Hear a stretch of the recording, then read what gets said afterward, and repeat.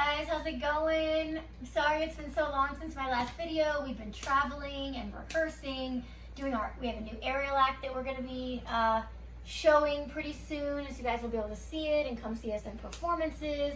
I'm here in Illinois right now in my hometown, in the house that I grew up in actually, my parents' house.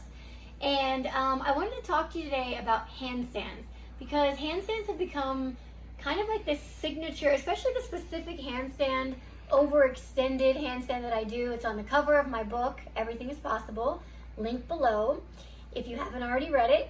And it's kind of become this thing that I do everywhere that I travel. So any new city or any new country that I go to, I always take my handstand pictures, and maybe one day I'll have a coffee table book of handstands around the world. But I wanted to just kind of tell you a little backstory about kind of how handstands got started for me.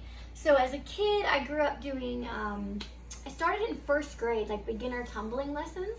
Tumbling is just like back handsprings and flips, and gymnastics is basically 4 events, and one of them is the floor, and the floor is a square floor.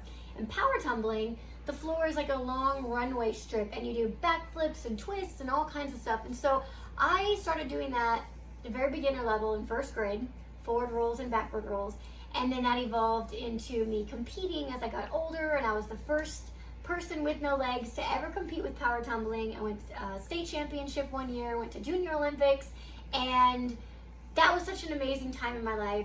When I was that age, I didn't realize that I was like, oh my gosh, I'm the first person with no legs to do this. Like, now that I think back about it, I'm like, that's insane. But as a kid, I just loved doing it. I just loved doing it. My parents just let me do what I loved with no restrictions. My coaches were amazing. And so that's where I started learning a little bit how to do a handstand.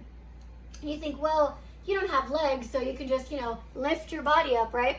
And to some extent, yeah, if you're fit, athletic, and in shape, then we can start at that level. Yeah, maybe you can lift your body up like I just did.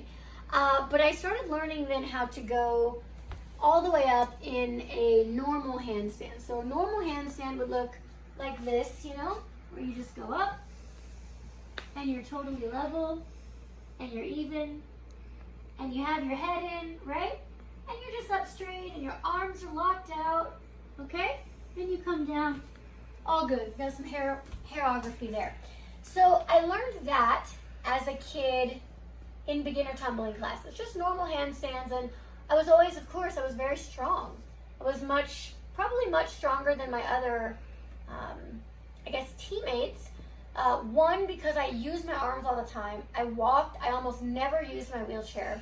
And 2, because genetically, I just can't seem to get rid of muscle, which was actually like my biggest insecurity my whole life. People compliment me on my muscles now, but my whole life I was always so insecure because it seemed like that wasn't feminine, and I would never have these little tiny arms like these ballerinas that I saw, So as I got older, I had like my old partner Nate that I used to perform with. We did a trampoline act, we toured with Britney Spears, we traveled all over the world doing trampoline and silks.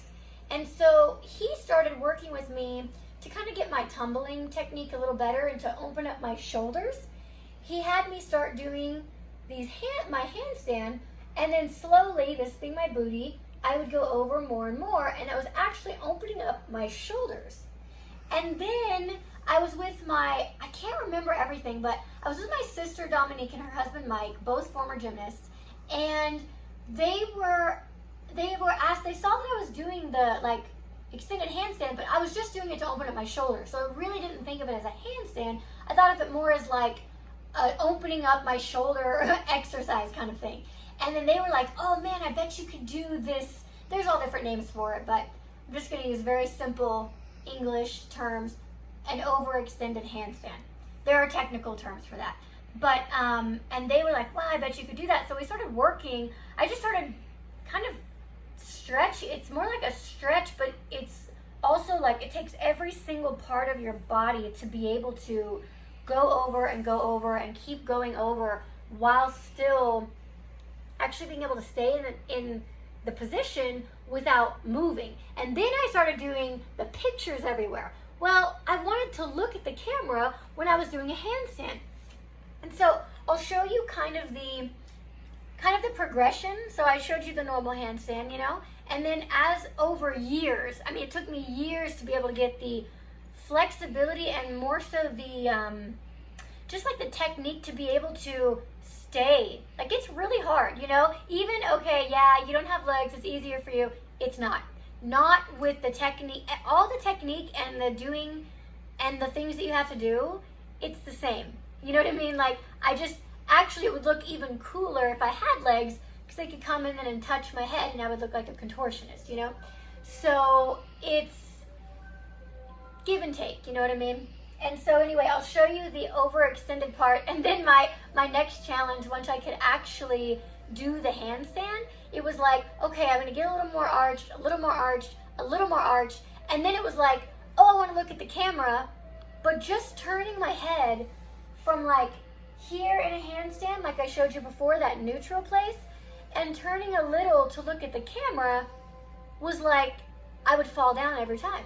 Or I had to go super, super, super slow while holding this handstand. You know, that's not easy. And so anyway, I'll show you that. Show you the kind of what I'm talking about. Gotta get the hair out of the way. I learned that too, actually. I learned while taking pictures to pre-place my hair so that it's in the right position when I'm upside down. Things you learn. So, going up, locking out my arms, going in the neutral position, okay? And then over, this is where the fun starts. Extending, pushing through my arms, extending my back over, and then this, turning my head was so hard. It was like, you wouldn't think it would be that difficult, but it is crazy. And then slowly coming down. That's another thing. Woo! Oh, that come down also is not so simple. Coming down fast, much easier. Coming down slow is like all core. All core and everything. So anyway, I wanted to just do a little video today, show you in a very, very short, there's so much more details, of course, that I could tell you about my handstand journey. And you know, I know a lot of people kind of want to learn handstands, and I think that's kind of that's a really cool thing. And this is not a how-to handstand video. There are plenty of videos out there that are much better for teaching you how to do handstands, but hopefully today I can inspire you that if you want to learn a handstand or anything new, actually, that it's okay if it doesn't, like, this did not happen overnight. This was years, and I could already do a handstand, and it took more years to learn how to do the handstand that you just saw, and then also be able to look at the camera to take a picture. So hopefully, like, whatever challenge you have today, whatever you want to learn, and maybe you get frustrated like me when you don't learn it in 5 seconds, and you're like, man, I suck. This is crazy. I didn't learn it the first day I tried. I get it, but it pays off. Consistency and just keeping at it, even if it's years, like pretty much every skill that I'm proud of today, whether it's on silks, on trampoline, or this handstand that, again, on the cover of my book and that I've done all over the world, that was years.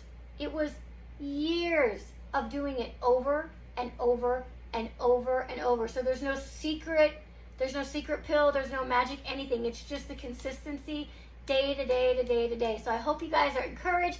Get off the couch today, move around, do something, keep at it, whatever it is, just keep at it. Keep at it, YouTube.